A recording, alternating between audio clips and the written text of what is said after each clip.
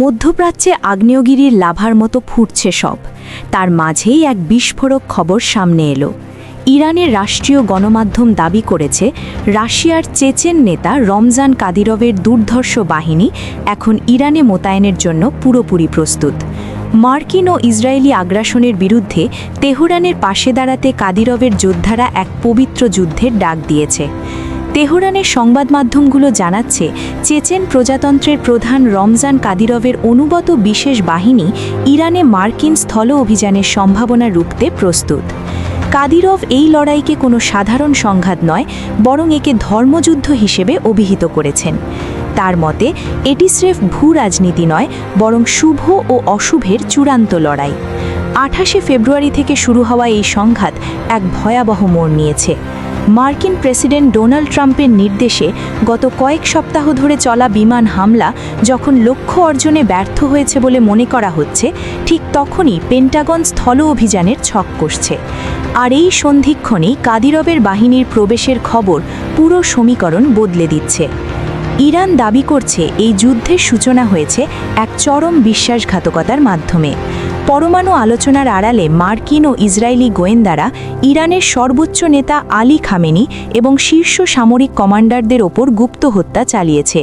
এই শোককে শক্তিতে রূপান্তর করে তেহরান এখন মরিয়া। পারস্য উপসাগর জুড়ে মার্কিন ঘাঁটি এবং ইসরায়েলি সামরিক স্থাপনায় ইতোমধ্যে ৮৮ দফা ক্ষেপণাস্ত্র ও ড্রোন হামলা চালিয়েছে ইরান।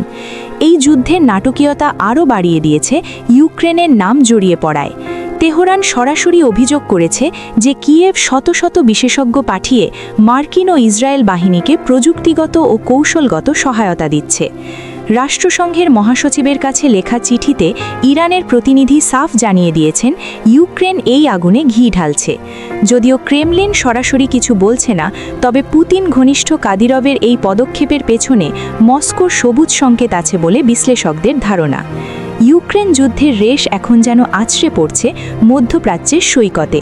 পশ্চিমাদের বিরুদ্ধে একজোট হয়ে রাশিয়া ও ইরান যে নতুন এক ফ্রন্ট খুলতে যাচ্ছে, কাদিরভের যোদ্ধারা তারই অগ্রবর্তী দল। মার্কিন নৌবাহিনী খার্গ দ্বীপ দখলের যে চেষ্টা চালাচ্ছে তাকে আত্মঘাতী বলে বর্ণনা করেছে তেহরান। ইরানের গার্ড বাহিনী হুঙ্কার দিয়েছে যে তাদের ভূখণ্ডে পা রাখার অর্থ হবে নিশ্চিত মৃত্যু। এশিয়ান ও ইউরোপীয় শক্তিগুলো এখন তাকিয়ে আছে এই সংঘাতের দিকে। কাদিরভের সুশিক্ষিত এবং ভয়ঙ্কর যোদ্ধারা যদি সত্যিই ইরানের মাটিতে পা রাখে, তবে তা হবে ন্যাটো ও পশ্চিমা শক্তির জন্য এক বিরাট চ্যালেঞ্জ। এই ছায়াযুদ্ধ কি তবে সরাসরি তৃতীয় বিশ্বযুদ্ধের দিকে এগোচ্ছে? প্রশ্নটি এখন কোটি টাকার। এখন পর্যন্ত চেচেন বাহিনীর মোতায়েন বা ইউক্রেনীয় বিশেষজ্ঞের উপস্থিতির কোনো নিরপেক্ষ সত্যতা পাওয়া যায়নি। তবে তেহরানের এই প্রচারণার ভাষা বলে দিচ্ছে মধ্যপ্রাচ্য এখন এক আগ্নেয়গিরির উপর দাঁড়িয়ে আছে। যে কোনো মুহূর্তের একটি ছোট ভুল পদক্ষেপ পুরো বিশ্বকে এক ধ্বংসাত্মক যুদ্ধের অতল গহ্বরে নিয়ে যেতে পারে।